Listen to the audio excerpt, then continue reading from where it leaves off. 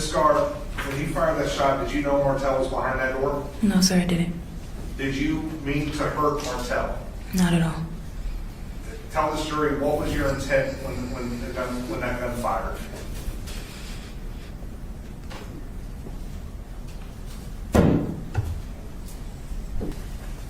I guess my intent was just to get his attention. Sasha, look at what you've done.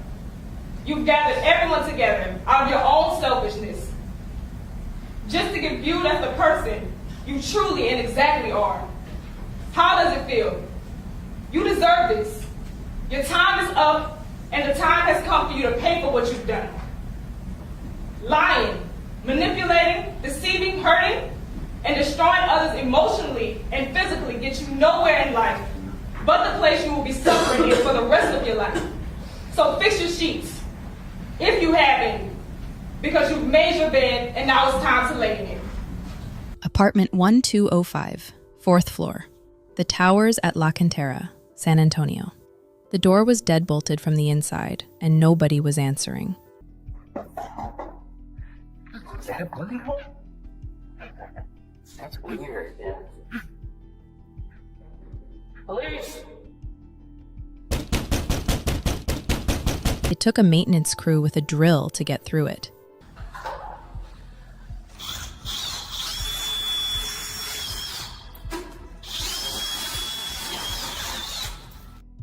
Inside, Martell DeRouen was on the floor, just steps from the door. He had been there for days. There was a single bullet hole in that door, right next to the peephole, fired from outside into his own home. That same night, a 911 call came in about that exact apartment. I need police now. Okay, and your name? My name is Joya DeRouen. Okay, and what's going on? I'm trying to get in my apartment, but I'm not able to get in. And I feel like I'm just not able to get in, and I think my husband is injured. Spell the first name? Joya, Joia. Okay, and your husband's name? Martell Last name? DeRouen, DeRoun. Your husband's hurt? Yes. Do you hear him? No, he's not responding, and I called him, and he's just not responding. And there's a hole in his door, and I don't know what's going on, honestly. There's a hole in the door? Yes. The woman on the line said her name was Joya DeRouen, said she could not get into the apartment and thought her husband was hurt. She even mentioned a hole in the door. The operator got a wrong address and closed the call. Nobody went to check on Martell that night, or the next day, or the day after that. She knew about that hole before the police did, and she was not his wife. So who was she really? And how did she know about that hole before the police even showed up? Before we get too deep, please remember to like, comment, and subscribe if you find value in these discussions. Now, let me tell you about Martell DeRouen, because this man deserves more than just a name in a headline. Martell DeRouen was 34 years old, living alone in a one-bedroom unit at the Towers at La Cantera Parkway, a luxury apartment complex in San Antonio, Texas. 6 years in the United States Air Force, Sergeant, Intelligence Department. His role involved classified military intelligence and required security clearance. Years later, his sister Cammie would stand in a courtroom and say she was joining the Air Force Intel Department herself because of him. After the Air Force, he went into music. Stage name Cardone, signed to The Orchard, a label affiliated with Sony Music.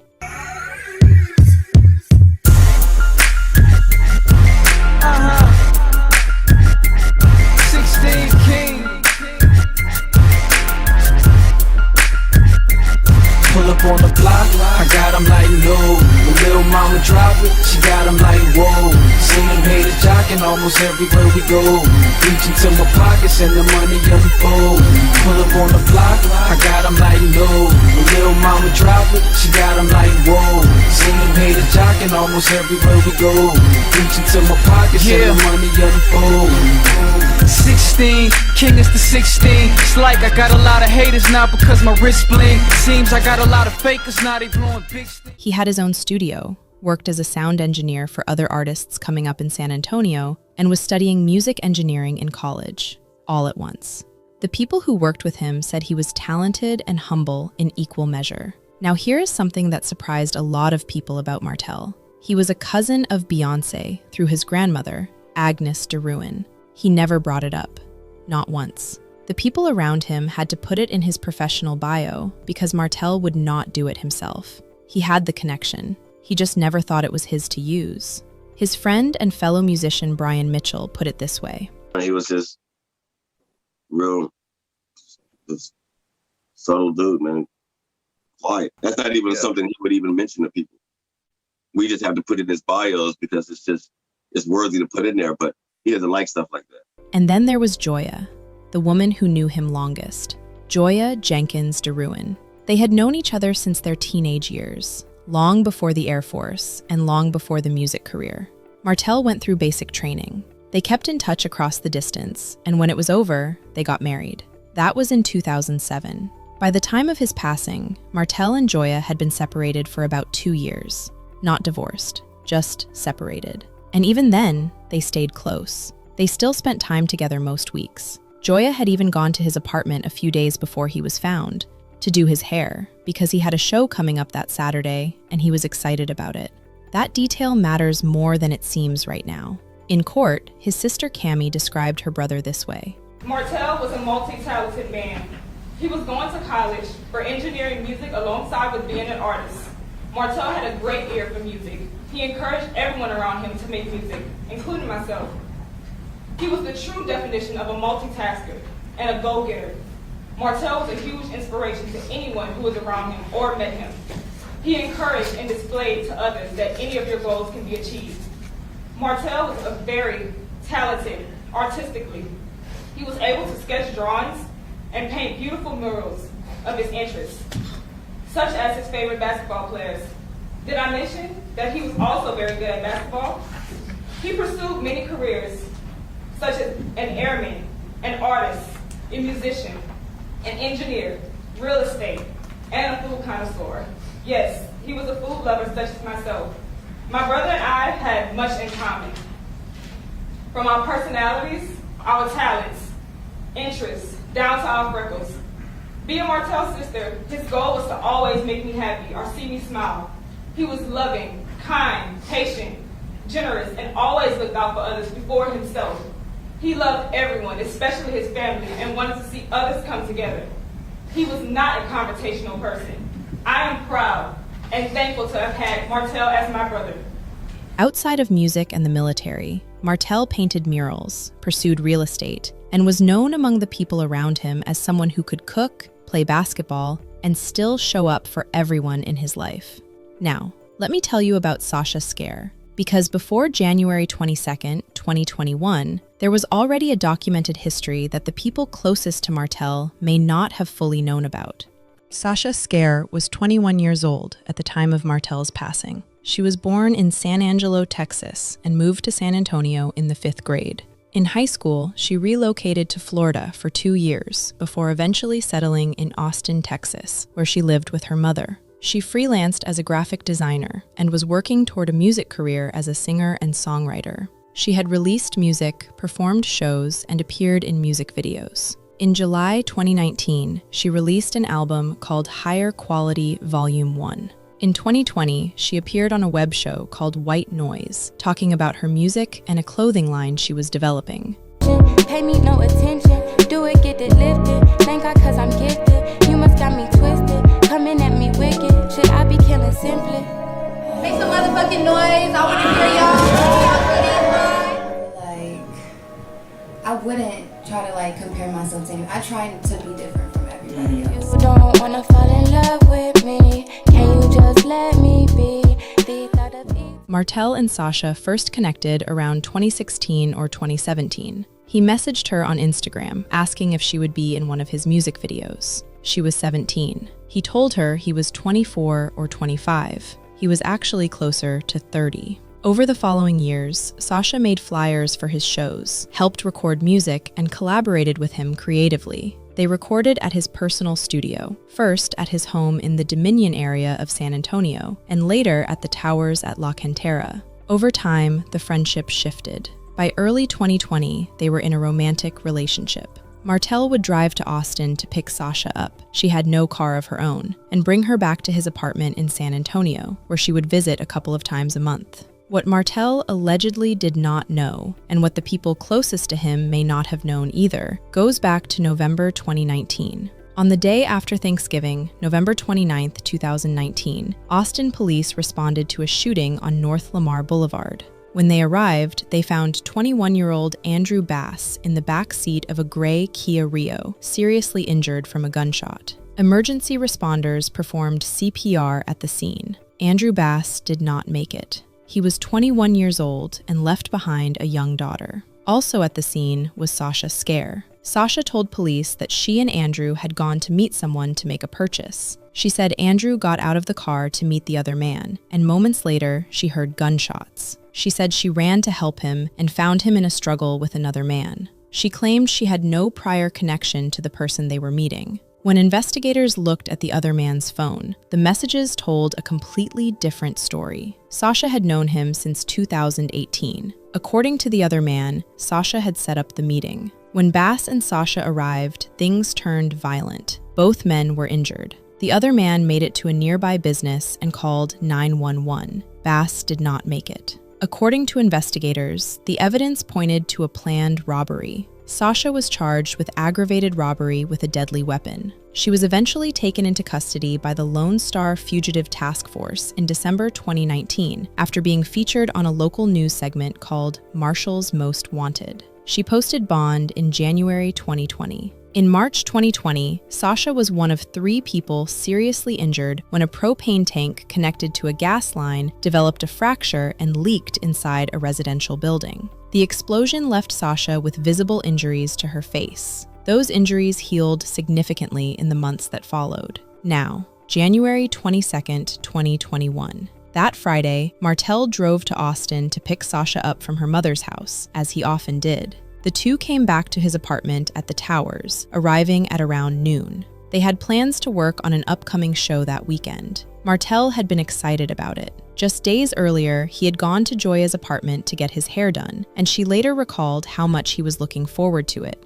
That evening, the two had dinner together. Sasha later testified that she made fish. Both of them had been drinking Hennessy cognac. According to Sasha's own testimony, marijuana was also involved that night. After dinner, they settled in to watch a movie. The physical evidence inside that apartment documented what followed. Broken dishes on the kitchen floor, a bed frame torn apart, a headboard separated from the frame, sheets twisted into a pile, a broken acrylic nail, a do-rag. Sasha took the stand in her own defense, and she described what she said happened in that bedroom. She said when the bed collapsed, she crawled across it and grabbed his gun from a basket in one of the nightstands. According to Sasha, she threw dishes on the floor between them to keep distance. Then she said she went over the kitchen counter and ran out the front door, barefoot, with only her phone and his gun. At approximately 8:55 that evening, a neighbor named Pedro Padilla, who lived one floor below and catty corner from Martell's unit, was stepping onto the elevator. He heard a loud bang. He told investigators he initially thought it was fireworks from the Six Flags amusement park nearby. It was not fireworks, and his Ring doorbell camera, mounted in the hallway facing Martell's door, had been recording all of it. Investigators obtained that footage, and when they watched it, the mystery of who made that 911 call was over. Martell DeRouen, 6 years in the Air Force, a music career he built on his own, a Beyoncé connection he never once used. And Sasha Skare, 21 years old, already facing serious charges in another county, now standing barefoot in the hallway of a luxury apartment building with Martell's gun in her hand. How was she out on bond in the first place? And if she was truly in fear for her life inside that apartment, why did she come back? While Sasha was standing in that hallway, Martell was on the other side of that door. Martell had deadbolted himself inside. At around 8:55 that evening, Sasha was back at his door, banging on it, loudly, yelling, demanding to be let back in. Her purse was still inside. her art supplies, her shoes, and her debit cards. All of it on the other side of a door that Martell was not opening. Across the hall, a neighbor named Carolyn Eichmann was waiting on a food delivery. She heard the banging and opened her door thinking her order had arrived. It was not her delivery. Carolyn saw her hands as empty, but the Ring camera down the hall told a different story entirely. Now, one floor below and catty corner from that apartment, Pedro Padilla's Ring doorbell camera had been facing into that hallway the entire time, and what it captured at approximately 8:55 that evening stopped investigators cold. The footage showed Sasha walking down that hallway, green sundress, barefoot, cell phone in her left hand, and in her right hand, a gun. That bullet hole was positioned slightly to the left of the door knocker, right next to the peephole, at the exact height where a person standing on the other side of that door would be if they were looking through it. Forensic pathologist Dr. Samantha Evans performed the autopsy and testified about what she found. One shot, through his own front door, into his own home. The gun fired, and then Sasha made a series of choices. She continued knocking on Martell's door briefly after the shot. Then she walked to the stairwell. She knocked on a neighbor's door along the way, not to ask for help, to borrow a phone charger. She went to a different floor and charged her phone in the hallway. When her phone had enough charge, she called 911. As Joya DeRouen, Martell's wife, that call had problems, a lot of them. On that call, the woman gave a name, Joya DeRouen. She gave an address, O'Connor Road, her old street, not Martell's. The phone number she gave did not match the one she was calling from. She did not know 911 could trace it. She told the operator she was Martell's wife, that she was locked out, that she believed her husband was hurt, and that there was a hole in the door. The last name was mispronounced and misspelled. The first name she could not commit to. G or J, she was not sure. Martell's age she gave as 28. He was 34. And the address she gave first belonged to her, not him. I need police now. Okay, and your name? My name is Joya DeRouen. Okay, and what's going on? I'm trying to get in my apartment, but I'm not able to get in. And I feel like I'm just not able to get in. And I think my husband is injured. Spell the first name? Joya, Joia. Okay, and your husband's name? Martell Last name? DeRouen, DeRoun. Your husband's hurt? Yes. Do you hear him? No, he's not responding, and I called him, and he's just not responding. And there's a hole in his door, and I don't know what's going on, honestly. There's a hole in the door? Yes.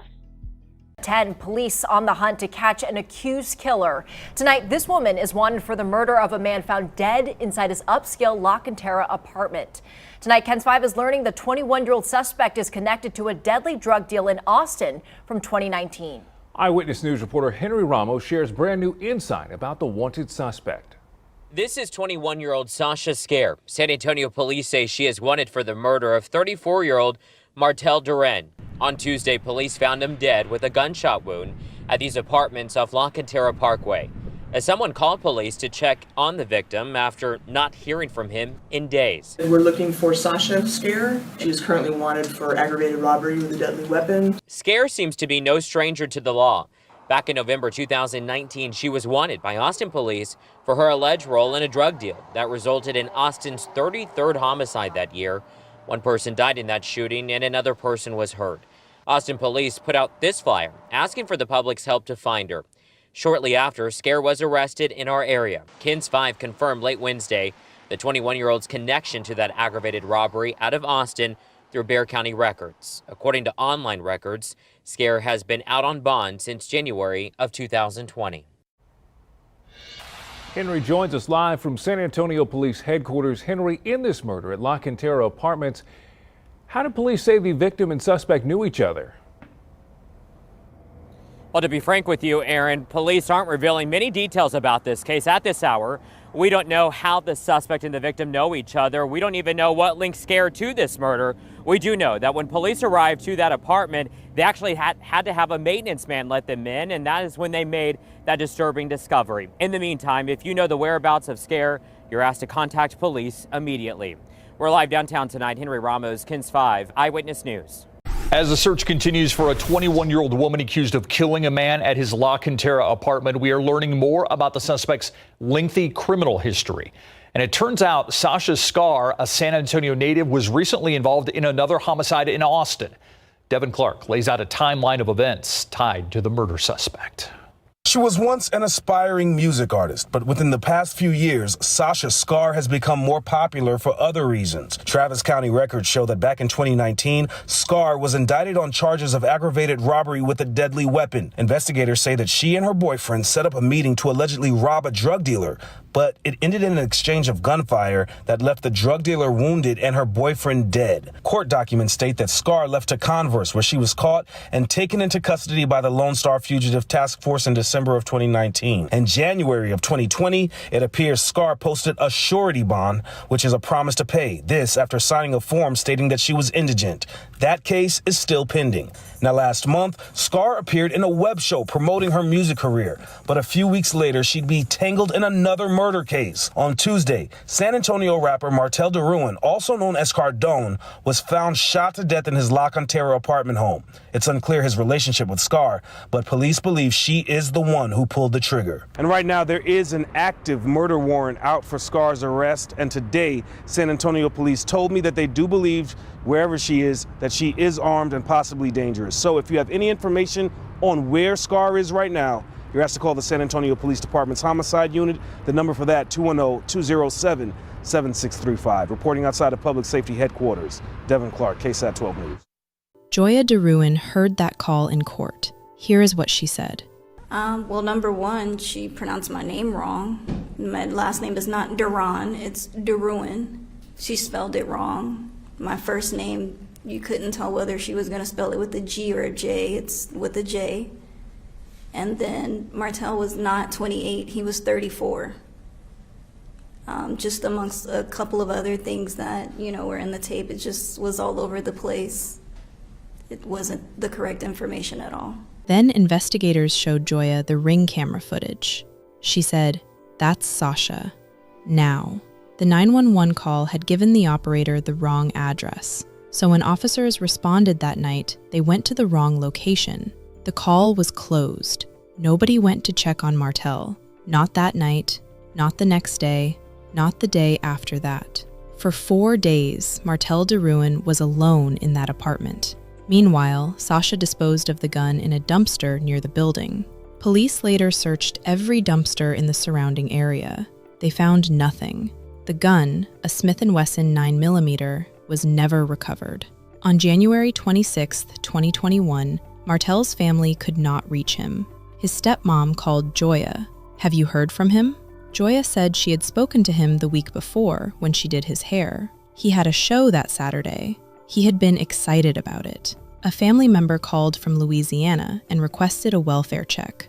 San Antonio Police, this is Christy. How can I help you? I'm in Louisiana, but I have a stepson out there in San Antonio, and family members have been trying to call him since Saturday, and we haven't been getting any response back. And we wanted to know if you guys could do a wellness check just to see if everything's okay with him. And who are we checking on? Martell, Martell, DeRouen. Officers arrived at the towers at La Cantera, 4th floor. Martell's car was in the garage and had not moved in days. His door gave them nothing. No sound, no response. There was a bullet hole near the peephole. The door was deadbolted from the inside.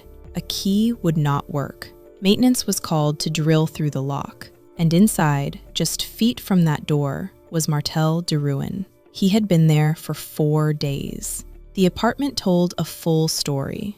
The neighbor directly below Martell's unit had actually recorded audio from her ceiling that night. You could hear the yelling and things breaking, all of it coming through the floor.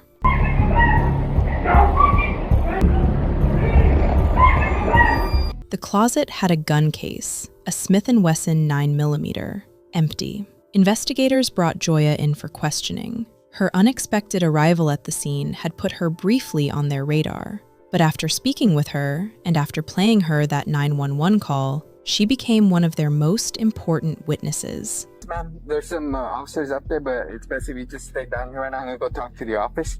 Okay? So we can't go up there? Not right now. Her photo was distributed across media outlets. Local news stations in San Antonio ran the story. For approximately 2 weeks, she remained out of reach. And then, on February 6th, 2021, Sasha Skare walked into a San Antonio police station and turned herself in her own words. She was charged with first-degree felony murder. Her bond was set at $500,000. Investigators went to interview her in jail. Can you identify yourself, your full name, birthday for me? Sasha Skare. Thank you, ma'am. Can I just call you Sasha? Okay. Before we get started, Sasha, because you are here in custody, I need to advise you of your rights, okay? The reason I'm here is to give you an opportunity to give your side of the story of what happened, okay? You been willing to do that? Not without my lawyer present. Okay. I totally understand that part now, okay? I'm gonna go ahead and turn this off. Give me 1 second. She had nothing to say. She had now been charged with murder while already out on bond for a separate violent felony. 2 violent felony cases, 2 counties. 1 woman who had been out on bond when the second one happened. More than 2 years passed between Sasha's arrest and the start of her trial. During that time, the prosecution assembled everything into a formal case. And 1 week before trial began, Sasha was offered a way out. August 2023, more than 2 years after Martell DeRouen was found in that apartment, Sasha Skare went to trial. 186th District Court, San Antonio. Judge Cristina Escalona presiding. 1 week before the trial started, Sasha was offered a plea deal. 20 years in prison. Parole eligibility at 43. She turned it down and walked into that courtroom instead. Right now, 9:22. It is a new week, and a new murder trial will begin tomorrow. Sasha Skare is accused of the murder of an aspiring San Antonio rapper 2 years ago. Erica Hernandez gives us a look back at this case that will be live streaming. A murder case involving 2 aspiring musicians is heading to trial. The victim, Martell DeRouen, a San Antonio rapper who went by the name Cordone. The suspect, an aspiring singer. Sasha Skare will now be facing a judge and a jury in the 186th District Courtroom as they will decide if she is guilty or not guilty of murder. This is Open Court, the trial of Sasha Skare. A murder at an upscale apartment complex caught many by surprise in January 2021. 34-year-old Martell DeRouen was found shot to death, and the search was on for his killer. Here's a look back at the case and what led to the arrest of Sasha Skare. Police get a call asking if they can do a welfare check on Martell DeRouen at his apartment at the Towers complex in the 16,700 block of La Cantera Parkway. When they arrive, they find DeRouen dead from a gunshot wound. DeRouen was a known San Antonio rapper. He was even related to singing sensation Beyonce. The next day, police named 21-year-old Sasha Skare as a suspect. Skare, also an aspiring singer, was apparently dating DeRouen according to the arrest affidavit. Skare, at the time of the murder, already had a pending case in Travis County. She was on bond and charged with aggravated robbery after an apparent drug deal that ended in gunfire and left her boyfriend dead. After a 2-week search, Skare was found and arrested. According to the arrest affidavit, surveillance footage from the apartment complex put Skare at the scene. Moments after the shooting, she was seen walking along the hallway. Skare is now facing a first-degree felony murder charge. The trial begins on August 29th in the 186th District Court by presiding Judge Cristina Escalona. If Skare is found guilty, she is facing 5 to 99 years or life in prison. KSAT 12 will be following this trial and live streaming it on KSAT.com, KSAT's YouTube page, and KSAT Plus. Stay with us for all the latest court proceedings by signing up for our Open Court newsletter. The prosecution presented everything the investigation had built: the Ring camera footage, the 911 call, the forensic evidence, the neighbor testimony, and the DNA. The case was extensive, and the defense knew it. Day 1 of the trial, the defense did not give an opening statement. They sat and listened. And when the prosecution rested, the defense called one witness, Sasha Skare herself. You've heard a lot of evidence before you. You've heard the what, you put the when, the where. Now you're going to hear about the why. I want you to pay attention during the state's case, to the defense's case in chief. You're going to hear from Ms. Sasha Skare herself, and you're going to hear a version of events that happened that night. We're going to leave it up to you to make that decision. And ultimately, at the end, we believe you'll return the only verdict that makes sense, which is not guilty as to murder. Ladies and gentlemen, thank you very much.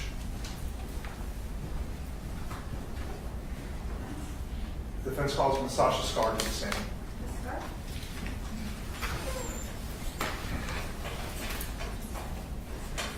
She took the stand in her own murder trial, and what she said, and what she could not say, changed everything. For anyone who had only seen the Ring camera footage, the woman who walked into that courtroom was almost unrecognizable. 2.5 years had passed between that hallway and that witness stand. Now, do you believe Martell had any idea about Sasha's history before January 22nd? And when you see someone walk calmly down a hallway with a gun in their hand after an argument, looking at their phone, what does that tell you about their state of mind? Sasha Skare took the stand in her own murder trial. The defense had saved everything for this moment. Her defense attorney began with the basics: who she was, where she came from, and what she did for a living. Then they moved into the night of January 22nd. Correct? Yes, sir. Would you please start by stating your name for the record? My name is Sasha Skare. And how old are you, Sasha? I'm 23. 23 years old. Back in January 2021, how old would you have been? I would have been 21. 21 years old. Okay. Yes. Just a little bit about yourself for the jury. Where were you born, ma'am? San Angelo, Texas. San Angelo, Texas. And you moved to San Antonio at some point? Yes. Okay. Do you remember when you came to San Antonio? When I was in the 5th grade. 5th grade? Yes. Did you live in San Antonio from that point onward? No, sir. Where else did you live, ma'am? I lived in San Antonio up until I was a sophomore in high school, and I moved to Florida. I lived in Florida for 2 years, and I moved to Austin, Texas. To Austin, Texas? Yes. In January 2021, were you living in Austin? Yes, sir.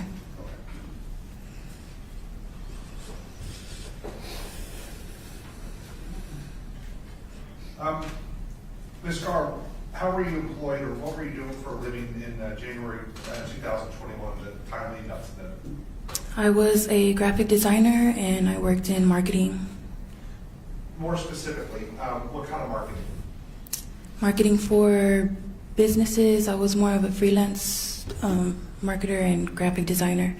I would make logos, flyers, bulletin boards, anything that would advertise a business or an individual.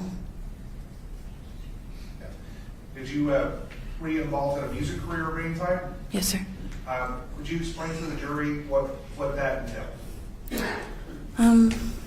I would just write and record music, and after I would do that, I would release it if I liked it, and perform shows and stuff like that. And when did you start doing that, ma'am? I've been making music and performing music for mostly my entire life.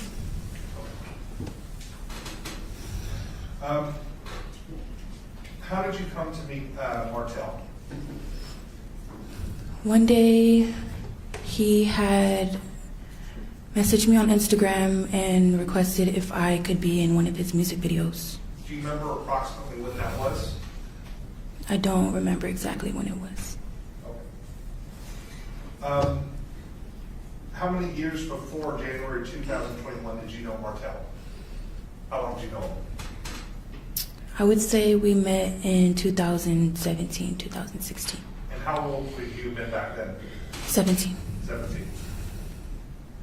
Do you remember how old Martell was, or how old did he say he was? He said he was 24 at the time, 24, 25. He said he was pretty young.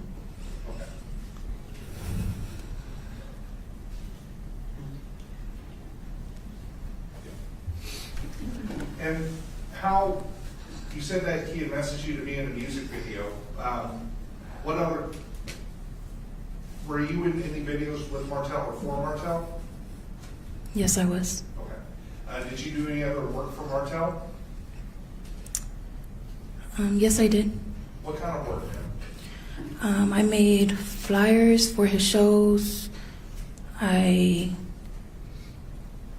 would help him record his music, and we would collaborate with music together. You said collaborate with music together? Yes. Okay. Do you remember where y'all did the recordings together? Most of the time it was at his personal studio, but we also would go to studios in Austin. And the studio, his personal studio, where was that located? At first it was at his home in the Dominion area, and then it moved to the La Cantera location.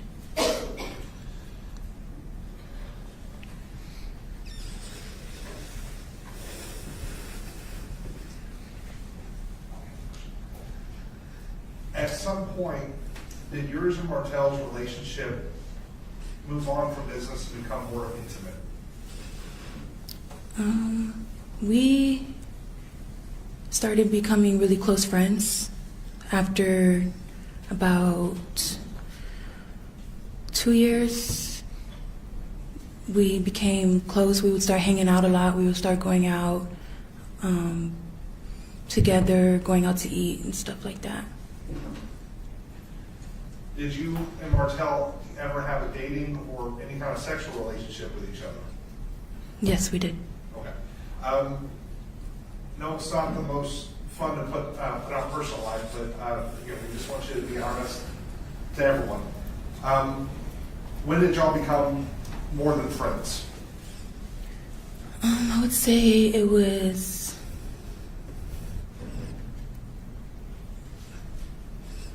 I never really offered to become more than friends, but we had sexual relations, I would say like 6 months before this incident happened. So around, is it fair to say around June or July of 2020 is the first time you all had any kind of sexual relationship? I would say more towards the beginning of the year. Okay. Yes.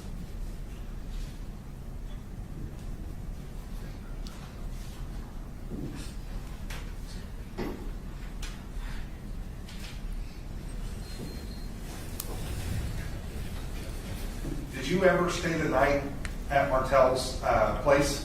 Yes. How many times approximately? When we first met, I stayed the night once at the Dominion area for music purposes. And then after about 2 years, I would stay the night consistently in order to do music. And over time, I would stay the night pretty consistently. And was that when he was at the Dominion or at La Cantera or somewhere else? That was at the La Cantera. At the La Cantera, okay. Yes. So when you started staying, just so we're clear, when you started staying over there consistently, was he living at La Cantera? Yes, he was living at the towers of La Cantera. How frequently would you go over there? I would say a couple times a month. During this time, we're talking, I guess, late 2020 or so, where were you living full time? In Austin. And did you have a car? No, sir, I didn't. No. How did you get around? I would either request an Uber or a Lyft, or I would have others drive me around. All right. And how would you get to San Antonio? Usually Martell would come pick me up. He would come pick you up? Yes. Okay.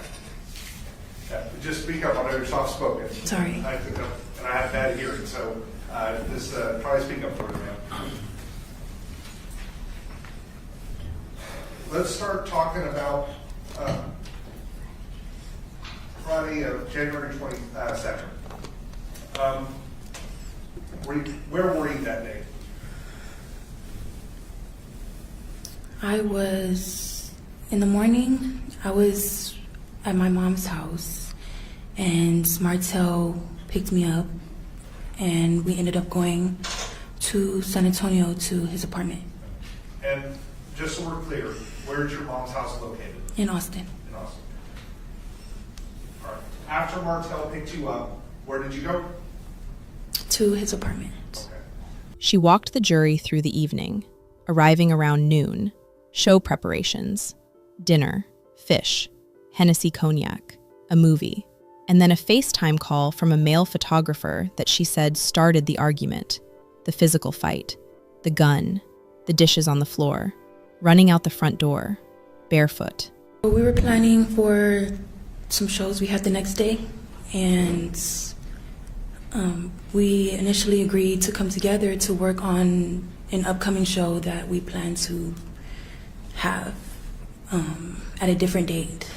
So with all that going on, we were just agreed to come together to work on all of it together. Okay. So you said, if I understood you correctly, you said that you were working on a show that you had the following day, and then a few shows that were going to be later on? Yes. Okay. Did y'all have dinner that day, or lunch, or anything? I made dinner, yes. Do you remember what you made? I remember making fish fillet. Okay. Just something that was in the freezer or refrigerator? Yes. Okay. Just 1 second, John.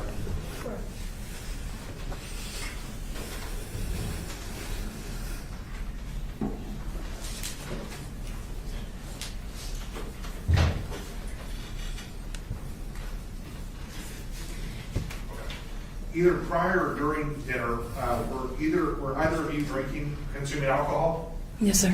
What were you drinking, if you remember? We were drinking Hennessy. Hennessy, that's cognac, I believe? Yes, sir. Okay. And were both of you drinking? Yes. All right. Were either of y'all consuming narcotics or marijuana? Not narcotics, marijuana, yes. How were y'all smoking? Yes. Okay. You got a right approach? Yes. Thank you. Now, I'm going to show you what's been previously marked as State's Exhibits 45, 44, and 43. Start with number 43. Kind of dark there. What can you see something in the picture here? Yes. All right. And what do you, what stands out to you, ma'am? The carpet and the couch and the chairs and the water bottle on the floor. Okay. And what's next to the water bottle? A glass. Okay. I'm going to show you what's been marked as State's Exhibit number 44. I believe that's a closer up view of it. Yes. And what's in that glass, if you know? It's the Hennessy we were drinking. And lastly, State's Exhibit number 45. Is that the same glass? Yes. And does it also contain Hennessy? Yes. Thank you. If you remember, thank you, ma'am. Do you remember whose Hennessy glass that was? That was mine. It was yours? Yes. All right, thank you.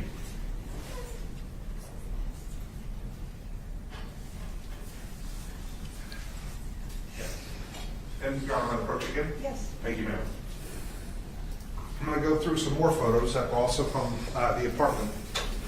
I'm going to show you what's been marked as State's Exhibit number 47. Sorry. And ma'am, what are we looking at here? We're looking at some art equipment. Okay.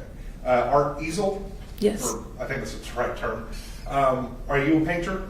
Yes. Was that your painting? Yes. Okay. We see a brown bag here. Whose bag is that? That's my bag. Okay. And I'm going to show you this is marked as State's Exhibit 48. I believe it's a little bit closer up. Can you also see the brown bag there? Yes, sir. Do you see any shoes or slippers? Yes, I do. Whose were those? Those are my shoes. Okay. Were those the shoes that you wore over to the apartment that evening? Yes, sir. All right. And did you have them after you left the apartment or out of the apartment? No, sir. Okay. Thank you, ma'am.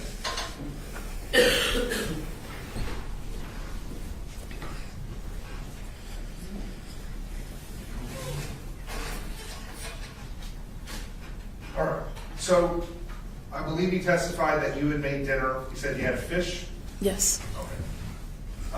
Did you cook for both of you, you and Martell? Yes, sir. Okay. After y'all had eaten, what happened next? When we had eaten, that was when we decided to take a break from everything. And we ended up watching a show or movie. Do you remember approximately what time you were watching this movie?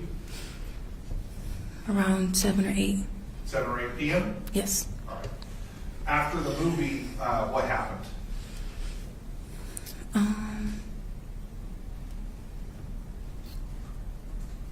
Well, we ended up eating after, like during the movie. I was cooking and we ended up eating during that time. So, wow, yes. Oh, that's fine. You a bit nervous? Yes, a little bit. That's okay. Yes. So y'all had dinner in the movie, you're eating while you're watching the movie? Yes. Were you still drinking during this time? Yes. Okay. After you finished eating, after you finished watching the movie, what happened next? I ended up getting a phone call from a photographer. Okay. Anything eventful with that phone call? No, it was just me and that photographer speaking about I'm sorry, say it again? recording one of my next music videos. Okay.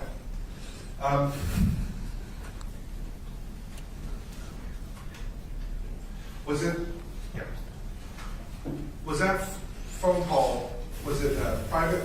Well, let me rephrase this. Were you talking to the person on the phone via speakerphone, or did you have it up to your ear? No, it was FaceTime. So speakerphone, yes. Just in case we have some of that aren't familiar with technology, what is FaceTime exactly? It's a video chat where you're on the phone and through video you can see that person can see you.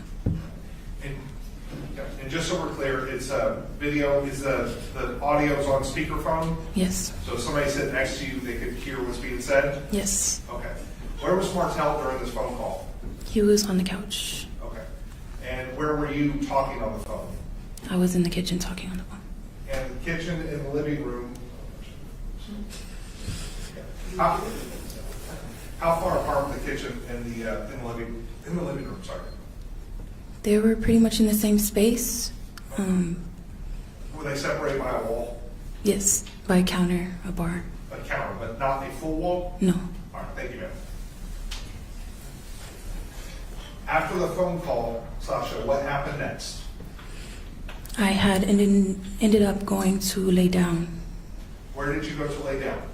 In the bedroom, on the bed. Okay. Just so we're clear, this is in Martell's apartment? Yes, sir.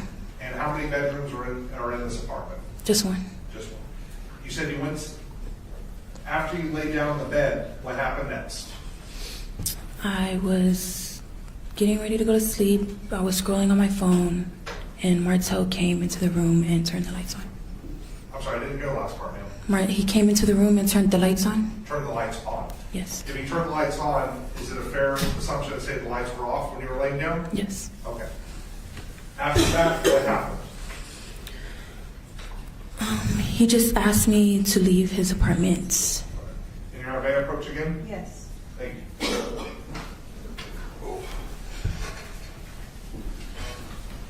Ma'am, I'm going to show you what's been previously marked as State's Exhibit number 53 and 69.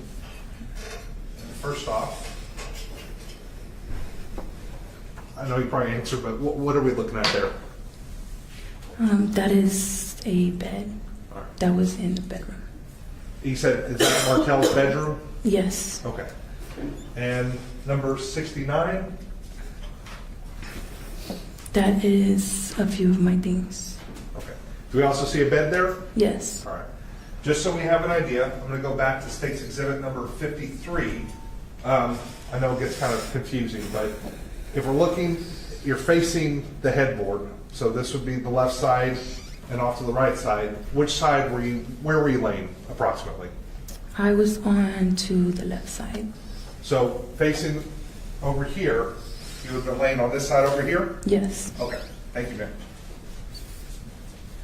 You said that Martell came in and turned the lights on? Yes. What happened next? He asked me to leave, and I just asked him why. Okay.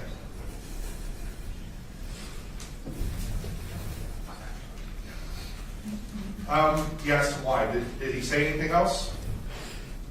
Not that I remember. I don't remember what he said. I know that we ended up getting into an argument. You had an argument? Yes. Okay.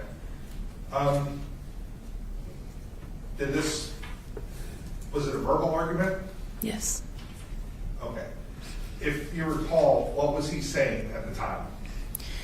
He was upset because he felt like I was on the phone with another man. Okay. Did this verbal argument escalate into anything more physical? Yes, it did.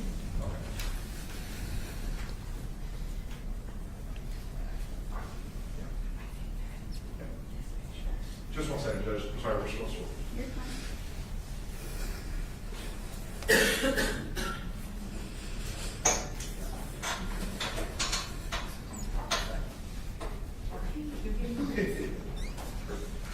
You're not on the approach again? Well, where did this physical altercation start? It started when he came to the other side of the bed where I was at, and he tried grabbing my stuff, and I snatched my stuff from him, and that's pretty much when it started. And you were in the bedroom? Yes. All right. I'm going to show you some marks of State's Exhibit number 55. What are we looking at there? That is his bed.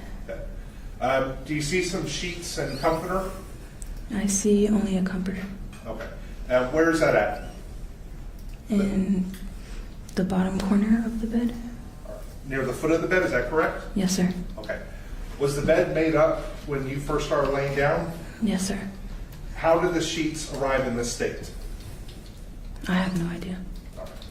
Were you involved in were y'all physically tussling with one another? Yes, sir. Okay. I'm going to show you what's been marked as State's Exhibit number 59. Can you tell the jury what we're looking at there? That is most likely one of my fingernails that had broken off. Okay. When you say fingernails, are they synthetic nails? Yes. All right. How did the fingernail get broken off? From me trying to probably pull him off of me. Okay. So is it your testimony that during the course of struggling that the fingernail was broken? Yes. All right. I'm going to show you what's been marked as State's Exhibit number 60. Can you tell us what we're looking at here? That is the bed broken off of the frame. When you went to lay down, was the bed broken? No, sir. All right. How did the bed become broken?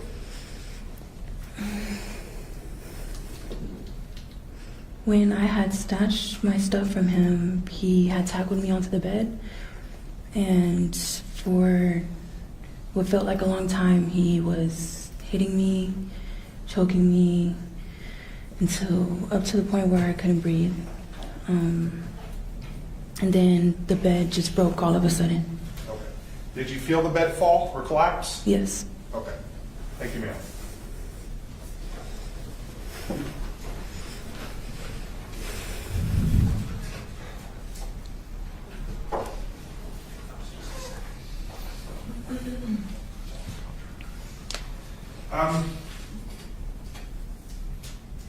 Did the argument end in the bedroom? The argument, as far as verbal? The verbal or physical altercation? Now. No, it did not end in the bedroom. What happened after you were out of the bedroom? Or, I'm sorry, I'm going to backtrack just a second.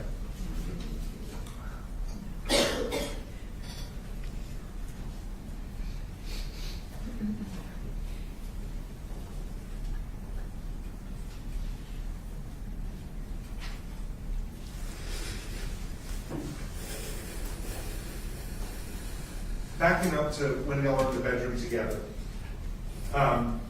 you testified that there was a physical altercation. Were you being hit? Yes, sir. Okay. Were you lying? Where were you when you were being hit? I was still on the same side of the bed, probably towards the middle of the bed, but on the same side.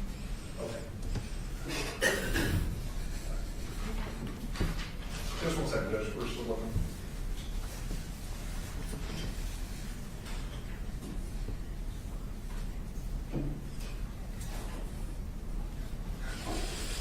All right, I'm going to approach again.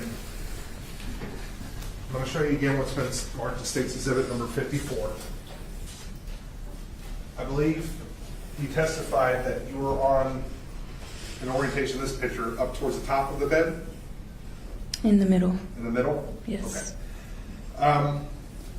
At some point, did you crawl over the bed or get out of the bed? Yes, once the bed had broken, he ended up falling off the bed, and that's when I crawled across the bed. Okay. When you said you crawled across, yes, you would have gone from the side that's closest to the window towards the side that's close to the closet door? Yes. Okay. Ma'am, I'm going to show you what's been marked as State's Exhibit number 75. Do you recognize this photo? I recognize what's in it, yes. All right, and what's in it? It's a basket that was used as sort of like a drawer. Okay. Where was this drawer located, this makeshift drawer? In one of his nightstands. All right. I'm going to show you what's been marked as State's Exhibit 67. If you know, is this the nightstand that it was placed into? No, sir. That is not the one? Okay, that's what I'm asking. Was there a weapon located inside the makeshift drawer? I'm going back to State's Exhibit 75. Yes, there was. All right. Did you grab the weapon? Yes, I did. Okay. Why did you grab the weapon? I grabbed it to tell him, after I grabbed it, I told him, don't touch me. Okay. Were you in fear for your life at that point? Yes, I was. Okay. And why were you in fear for your life? Because up until the bed had broke, he was still hitting me and I was unable to breathe. So okay. I was panicking at that point.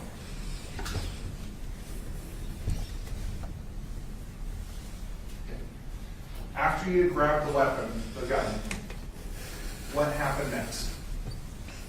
I told him, don't touch me. I started backing up out of the bedroom. When I backed up out of the bedroom, he started following me. I started grabbing dishes out of the cabinets and throwing it in between us. Okay. And I'm going to show you some photos here, ma'am. Just a second.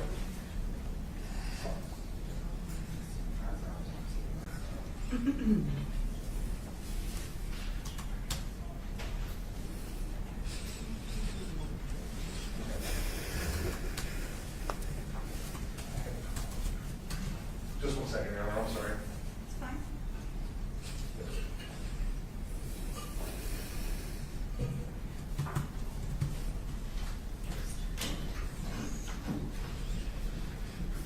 Your Honor, want to approach again? Yes. All right. Ma'am, I'm going to show you what's been marked as State's Exhibit number 23. Can you tell us what we're looking at here?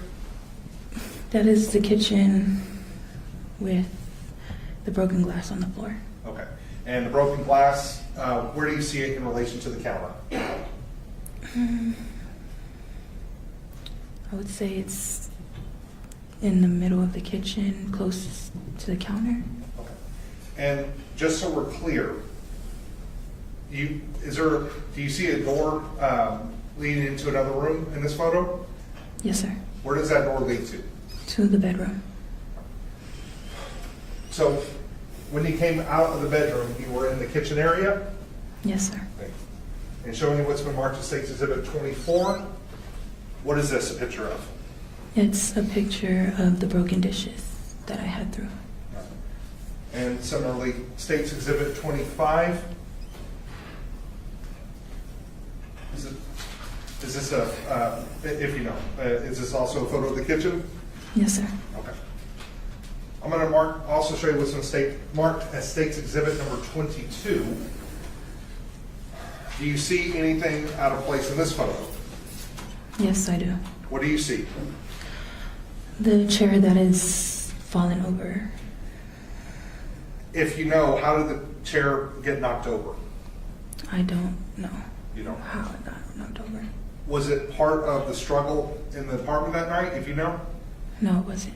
It was not? Okay. Thank you, Rick.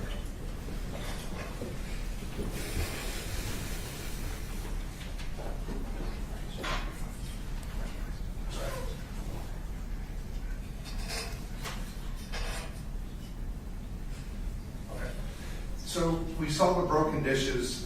Where were the dishes located? Before or after? Before they were broken on the ground. They were located in the cabinets. In the cabinets? Yes. Why exactly were you breaking dishes or throwing dishes at that point? To keep space between us. Were you in fear from Martell? I was at the time, yes. After the dishes got broken, what happened next? After the dishes had got broken, I had to go over the kitchen counter, and that's when I just ran outside the door. You went over the kitchen counter? Yes. And then you went outside the door? Yes. Okay. Did you have a weapon with you still? Yes, I did. All right. Did you have any shoes on when you left? No, I didn't. Did you have time to grab shoes? No. And did you have your cell phone with you? Yes. All right. What happened next? What happened next is I just remember trying to get in contact with anybody that I could. How were you trying to get in contact with them? On my phone. On your phone? Yes. What types of people are you trying to get in contact with? Some of my friends that stayed in San Antonio. Okay. What happened next, ma'am? I realized that my phone was going to die, and I ended up knocking on a neighbor's door and asking for a charger. Okay. Were you able to get a phone charger? Yes. What happened next? I ended up going to charge my phone in one of the hallways. Was that on the same floor that you came from or a different floor? It was a different floor.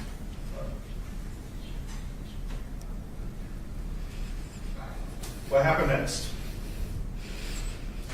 After that, I went up and continued to try to get my stuff so I could leave. And let me back up. I have to ask you one thing. How long approximately were you trying to charge your phone for? I would say for 5 minutes. Okay. I believe you just said that you went back to the door trying to get your stuff? Yes. All right. What was happening? How were you trying to get your stuff? I was knocking on the door, and he just wouldn't answer. Okay.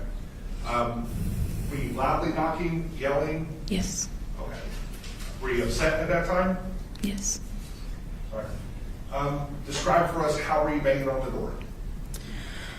I was just banging on the door.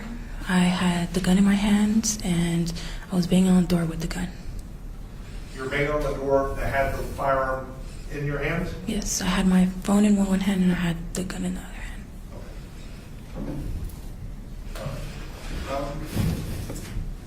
Your Honor, I wonder if it's possible that we can have her come to the well here for demonstrative purposes to illustrate. Ma'am, would you please come down? Ms. Skare, I'm just going to ask you to keep your voice up if you do say anything so that we can be sure to hear you. Yes, ma'am. Thank you.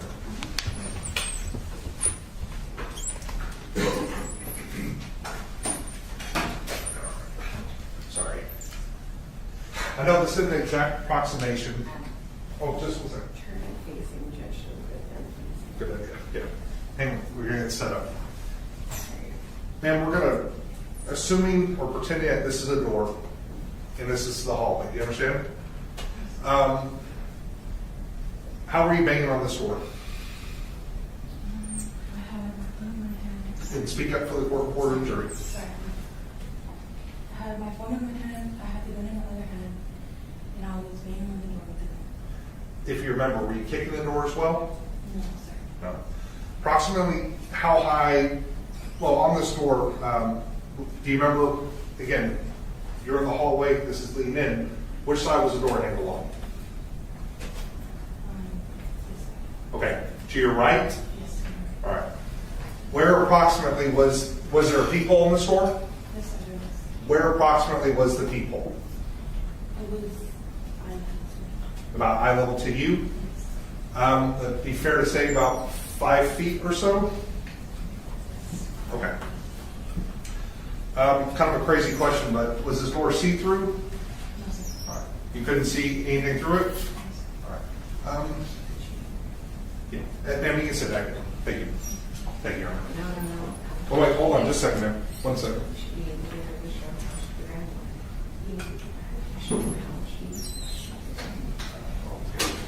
Yeah. Yeah. Let's do it right now, so we don't have to be back sitting there. I apologize, ma'am. During this time, when you're banging on the door, was Martell talking to you? All right. Was he yelling, screaming, making any kind of noise? Was the door locked? Okay. At some point, yeah, and please keep your voice up. I know you're soft spoken. At some point, was the shot fired? Yes, sir. All right. I want you to demonstrate for the jury how exactly was the gun discharged? As I was knocking on the door, I just threw the gun up and I just shot it. And the gun went off? Yes. Okay. Thank you, ma'am. Yeah, and just so we're clear, could you see Martell at all? I know sometimes, well, some people you can kind of see a light difference. Could you see anything beyond the people? Okay. Do you have any idea if Martell was standing behind that door? No, sir. All right, thank you. And we can sit back down. Thank you, Your Honor.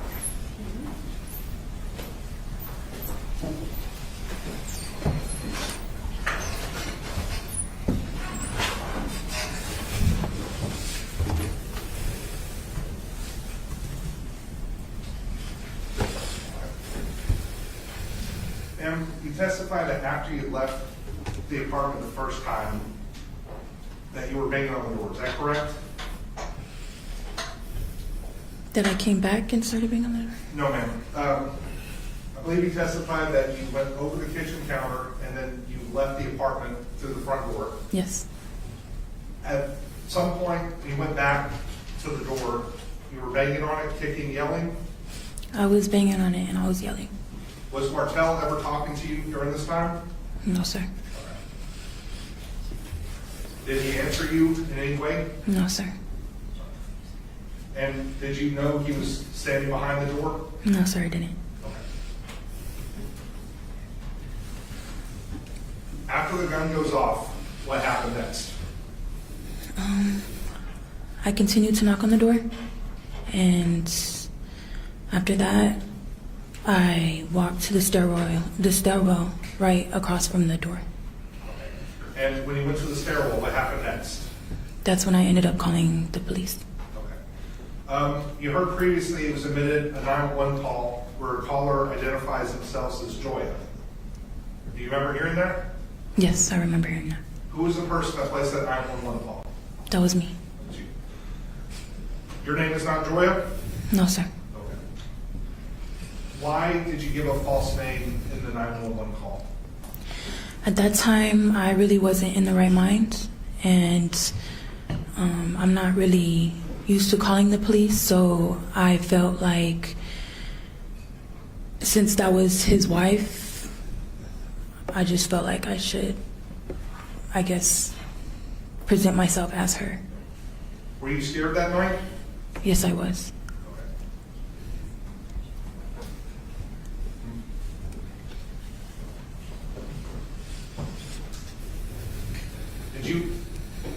Did you think Martell was hurt or injured? No, I didn't, but I didn't know for sure. Okay. And is that why you called 911? Yes. Okay.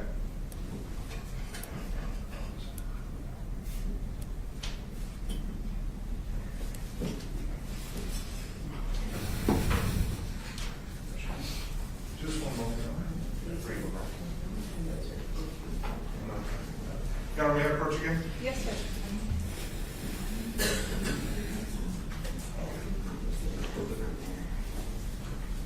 Ms. Skare, I'm going to show you 3 photos which have been marked as defense exhibits 9, 10, and 11. Will you take a look at these, please?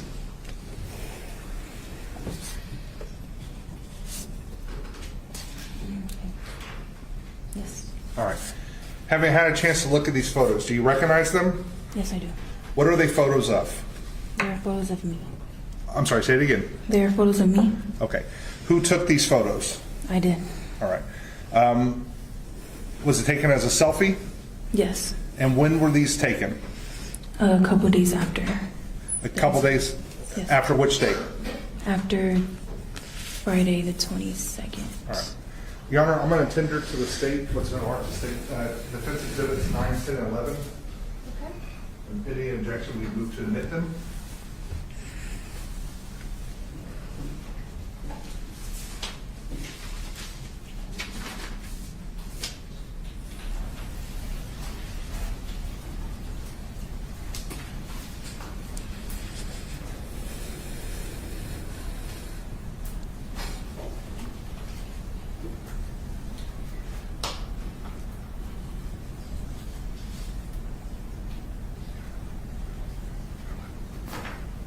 No objection.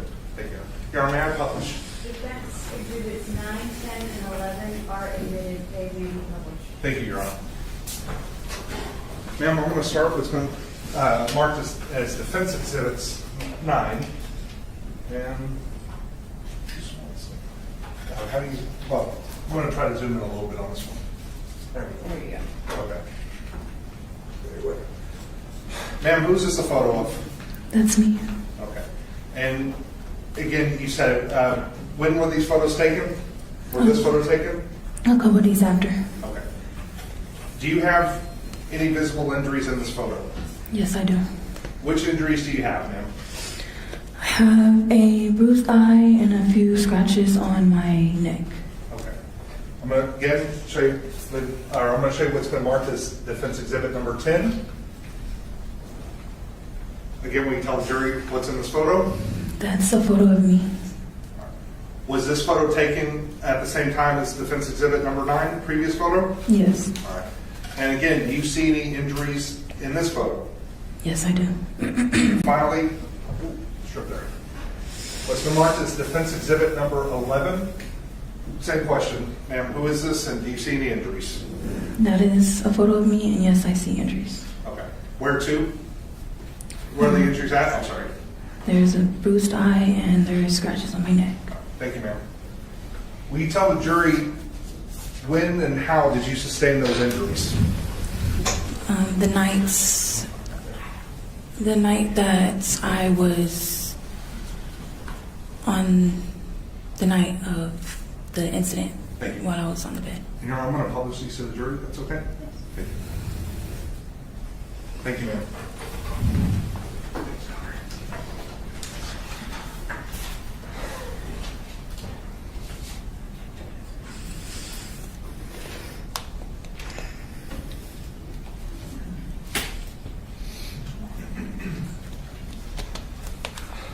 Ma'am, you testified that there was a single shot fired. And I believe you're in here for the forensics explaining how firearms work. Is that correct? Yes, sir. Did you remove the shell casing from the hallway? No, sir. Then she got to the hallway. Then her attorney asked about the gun. I guess my intent was just to get his attention. That was her answer. Under oath. In a murder trial. For a man who was found dead on the other side of that door. The prosecution was not done with her yet. Yeah. After the gun fired, I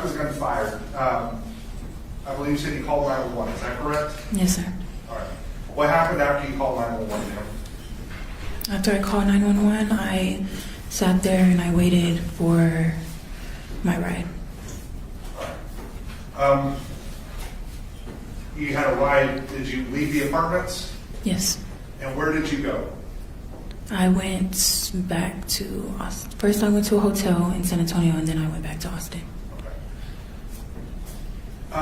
What happened to the firearm, Sasha? I had ended up just throwing it in the dumpster. Okay. Why did you do that? Because I didn't want to walk around with the weapon. At that time, did you realize that Martell was either hurt, injured, or killed? No, I didn't. Okay. At some point, did you learn that Martell was injured or killed? Yes, I did. If you remember, when did you learn about it? When there was a warrant for my arrest. How did you find out that there was a warrant for your arrest? Not only did I have people tell me, I saw it on the internet. Did you, after you found out there was a warrant, what did you do?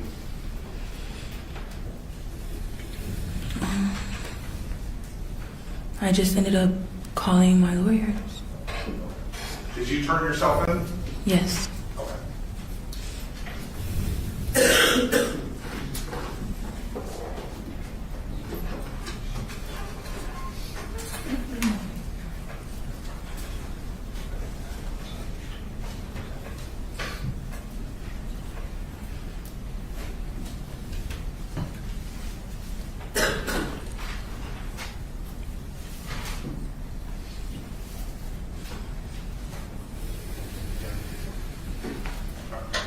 Ms. Skare, when you fired that shot, did you know Martell was behind that door? No, sir, I didn't. Did you mean to hurt Martell? Not at all. Tell this jury, what was your intent when that gun fired?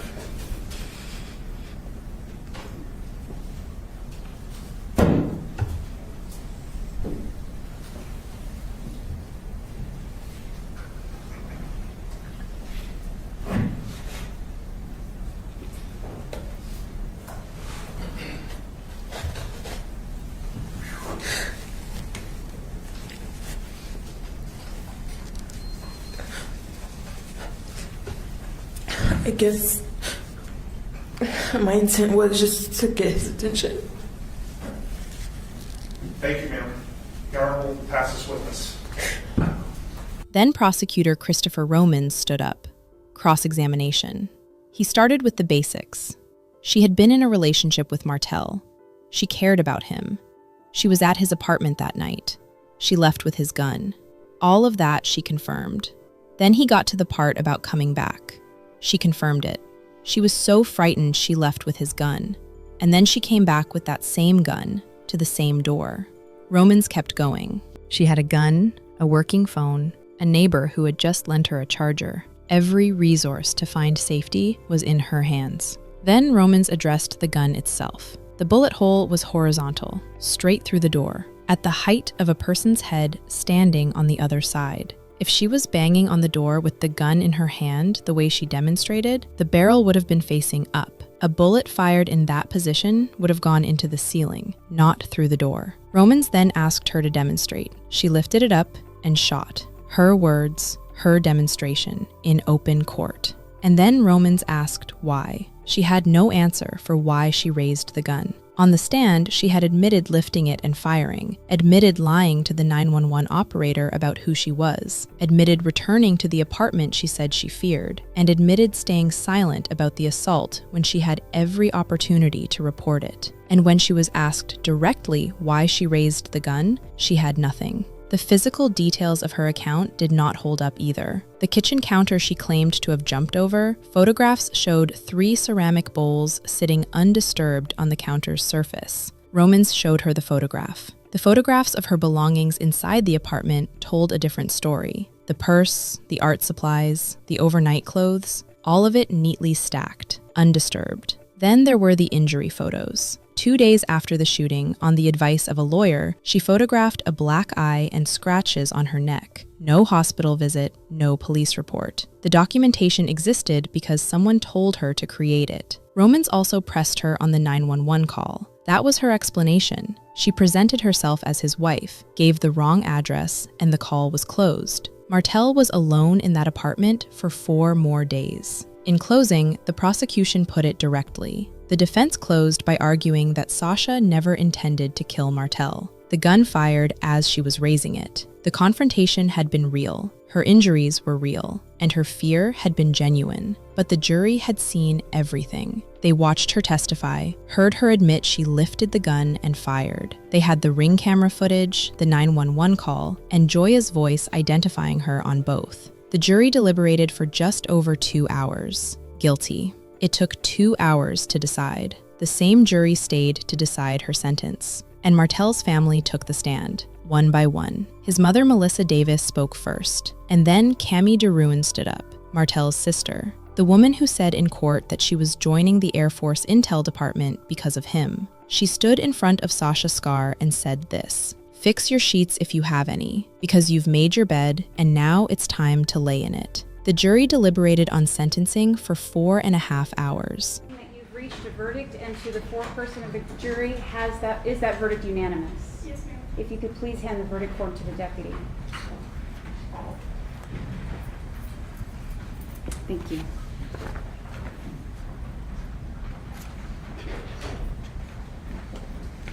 I do find that your verdict is in proper form, and I do accept your verdict. And if Ms. Skare could please rise. In 2021 CR 3863, the State of Texas versus Sasha Skare, punishment verdict.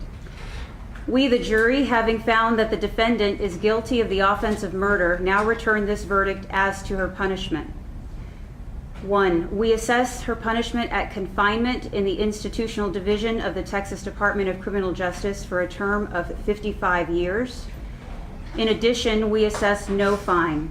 Signed, the presiding juror. Does any side have a motion? May you poll the jury, please? Yes, you may have a seat. Ladies and gentlemen, we are going to engage in the polling process once again. I am going to assign you a number, starting with the gentleman in the back, rounding into and ending with the presiding juror. Juror number 1, is this your verdict? Juror number 2, is this your verdict? Juror number 3, is this your verdict? Yes. Juror number 4, is this your verdict? Yes. Juror number 5, is this your verdict? Juror number 6, is this your verdict? Yes. Juror number 7, is this your verdict? Yes. Juror number 8, is this your verdict? Yes. Juror number 9, is this your verdict? Yes. Juror number 10, is this your verdict? Yes. Juror number 11, is this your verdict? Yes. And juror number 12, is this your verdict? Yes. Are there any other motions from either side? Nothing from the defense, Your Honor. And if Ms. Skare could please rise. Mr. LaHood, is there any legal reason why Ms. Skare cannot be sentenced today? No, Your Honor. Ms. Skare, there be no legal reason that I cannot sentence you today. It is the judgment of the court in accordance with the punishment verdict of this jury that you serve 55 years in the Texas Department of Criminal Justice Institutional Division. There will be no fine. You will be getting credit for the time that you've served. You may have a seat, Ms. Skare, and I understand there is victim impact. Yes, ma'am. Okay, if we could reconfigure the court for victim impact, please.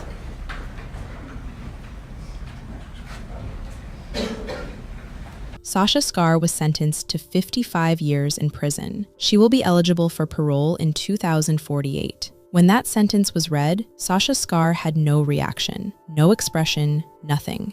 55 years in prison for murder. It took a jury more than 4 hours to sentence Sasha Skare for killing San Antonio rapper Martell DeRouen in 2021.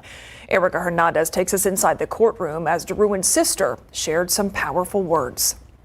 So fix your sheets, if you have any, because you've made your bed and now it's time to lay in it.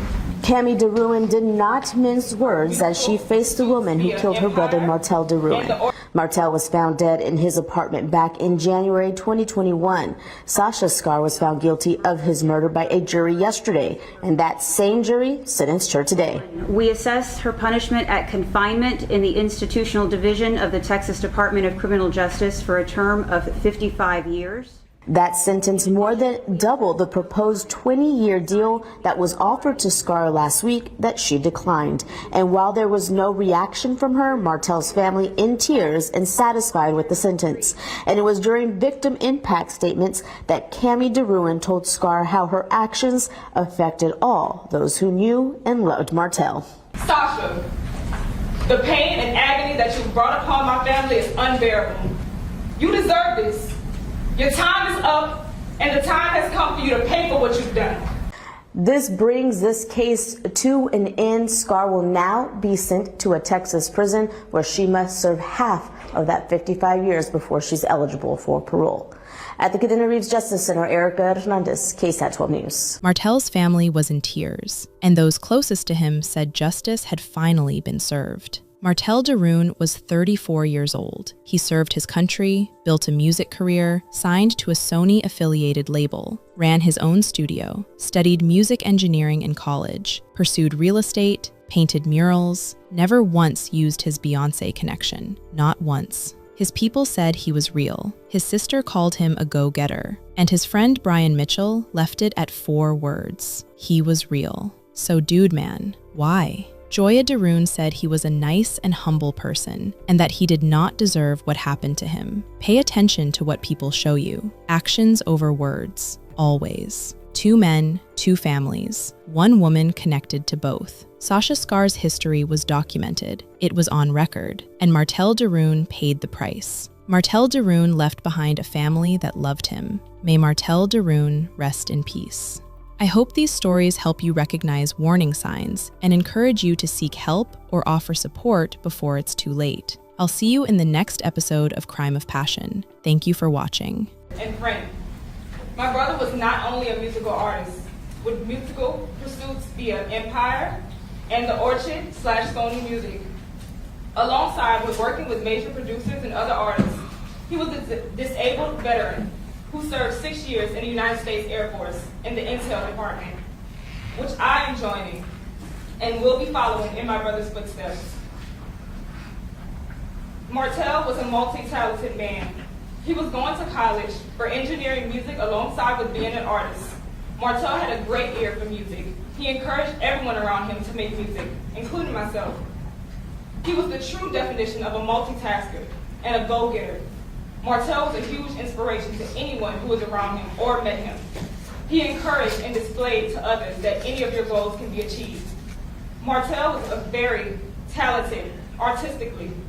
He was able to sketch drawings and paint beautiful murals of his interests, such as his favorite basketball players. Did I mention that he was also very good at basketball? He pursued many careers, such as an airman, an artist, a musician, an engineer, real estate, and a food connoisseur. Yes, he was a food lover such as myself. My brother and I had much in common. From our personalities, our talents, interests, down to our freckles. Being Martell's sister, his goal was to always make me happy or see me smile. He was loving, kind, patient, generous, and always looked out for others before himself. He loved everyone, especially his family, and wanted to see others come together. He was not a confrontational person. I am proud and thankful to have had Martell as my brother. Sasha, the pain and agony that you brought upon my family is unbearable. You deserve every single consequence that you caused from your own actions. Nothing in this world that one does will ever go unanswered. Remember that. what you've done. You've gathered everyone together out of your own selfishness, just to get viewed as the person you truly and exactly are. How does it feel? You deserve this. Your time is up, and the time has come for you to pay for what you've done. Lying, manipulating, deceiving, hurting, and destroying others emotionally and physically get you nowhere in life, but the place you will be suffering in for the rest of your life. So fix your sheets, if you have any, because you've made your bed and now it's time to lay in it. Thank you. Thank you. Mr. Ramos, is that all? Yes, ma'am. Okay. If you want to go ahead and have a seat, Ms. Skare. Ladies and gentlemen, I am going to go ahead and release you. You are now released. You are now released from your instructions from this court, which means that you may talk to whoever you'd like to regarding your experience and regarding the case. You do not have to talk to anyone you do not want to talk to. I'm going to go ahead and release you to the back to collect your belongings, and thank you very, very much for your service. Have a good day. All right, for the jury,